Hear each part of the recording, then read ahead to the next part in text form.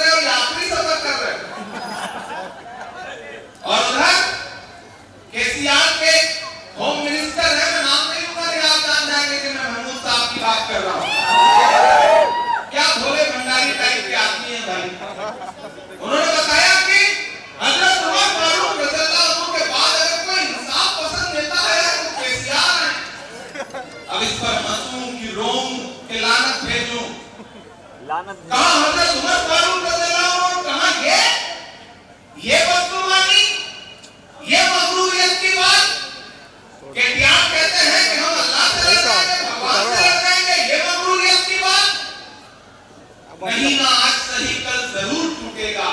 गुरूर किसका रहा है, गुरूर टूटेगा। ये गुरूर तोड़ने का वक्त है। फैसलाबाद वालों, मक्ता वालों, आपकी बहन आपके बीच में है। अरे आप तो इस बात पर ईमान रखते हो ना कि मजदूर का पसीना सूखने से पहले उसकी मजदूरी दे देनी चाहिए।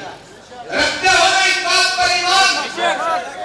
तो फिर पीटीआर से लेकर के याद करो 6 सितंबर 2022 का वो दिन कि जब कन्याकुमारी में समंदर के साहिल पे खड़ा हुआ एक शख्स ये कह रहा था कि मैं इस मुल्क से नफरत कम करने के लिए कन्याकुमारी से कश्मीर तक पैदल जाऊंगा, और उसके होठों पर सिर्फ एक नारा था, नफरत छोड़ो, भारत जोड़ो।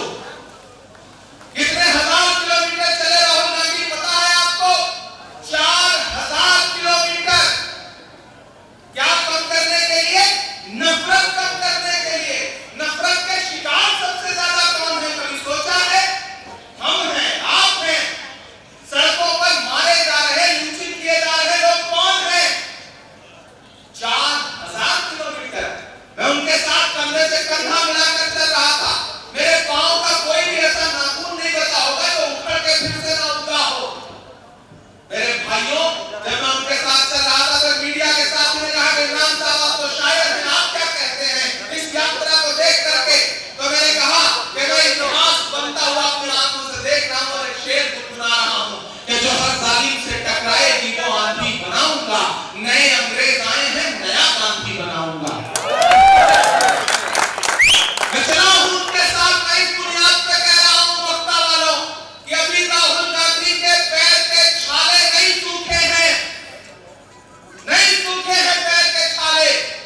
उन्हीं राहुल गांधी ने विजया रेड्डी जी को अपना नुमाइंदा बना करके आपकी असेंबली में भेजा है। तो आप विजया रेड्डी को जो वोट देंगे 30 नवंबर को, वो सिर्फ विजया रेड्डी जी को नहीं मिलेगा, वो राहुल गांधी को मिलेगा, वो इमरान प्रताप गढ़ी को मिलेगा, वो मल्लिकार्जुन खड़गे को मिलेगा, वो प्रियंका गांधी को मिलेगा, वो रेवंत रेड्डी को मिलेगा। मेरे भाइयों, मेरी बहनों, मेरी माओ, जहां जहां तक मेरी आवाज जा रही होगी, मैंने सुना है कि आप 15 साल से कब्रिस्तान मांग रहे हैं और नागेंद्र बाबू 15 साल से आपको चूरन दे रहे हैं कि हाँ देंगे देंगे देंगे। कब देंगे भाई? मैंने सुना आपका गुस्सा इतना बड़ा था कि बड़े पीछा आए सफाई देने के लिए कि नहीं अब आप इस बार जरूर दे देंगे। अरे मैं आपसे वादा कर रहा हूं, फैसलाबाद वालों, मक्ता वालों, कि विजया जी पर भरोसा जताइए। सरकार बनने जा रही है। इस बनती हुई सरकार में अपनी हिस्सेदारी तय करिए। पूरे सूबे में कांग्रेस की सुनामी है। केसीआर की सभाओं में लाए हुए लोग हैं और कांग्रेस की सभाओं में आए हुए लोग हैं। हवा का रुख बदल चुका है। यहां मौजूद हमारे शरीफ साहब, ताहा भाई,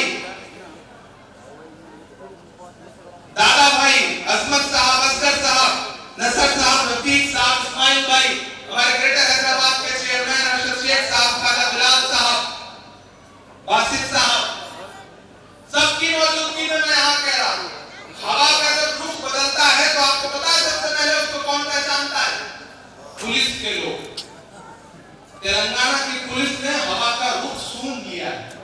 उनको समझ में आ गया है कि तेलंगाना बदलने जा रहा है। एग्जाम्पल दे रहा हूं, अभी 4 दिन पहले 5 दिन पहले मैं खम्मम से हेलीकॉप्टर से जब बेगमपेट एयरपोर्ट पे सभा करके वापस लौटा और लैंड किया तो दूसरी तरफ से कहीं से रेवंत रेड्डी साहब भी उतरे।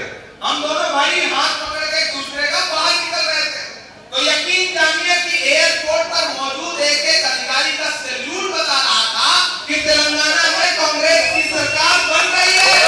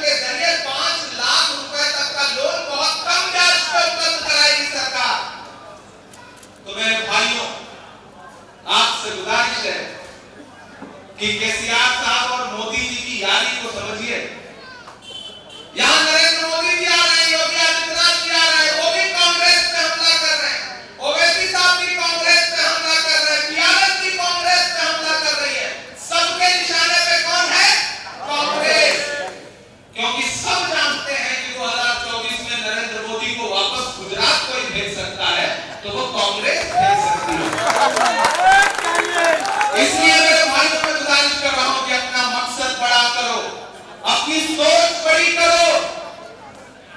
और ये जो लगातार कई सालों से आपको झांसा दे रहे हैं, उनसे कहो भाई ठीक है, अब तक बहुत सुन लिया, अल्लाह रसूल के नाम पे वोट दे दिया, आपकी बात सुन ली, अब बस करिए। इस बार बहन विजया रेड्डी को कांग्रेस पार्टी का एक एक वोट मिलेगा।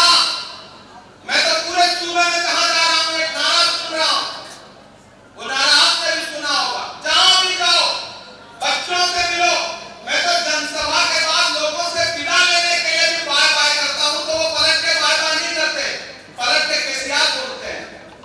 मैं कहता हूं बाय बाय, वो कहते हैं केसीआर। ये है इस नारे का असर। मैं तो शायर नहीं हूं, पहले शायर हूं, बाद में मेंबर ऑफ पार्लियामेंट हूं, तो मैंने तो उस नारे को एक नज्म में ढाल दिया है। मैं चाहता हूं कि आपको सुना दूं और उसके बाद आपसे विदा लूं, क्योंकि अगली सभा के लिए पहुंचना है। कि अब को तेलंगाना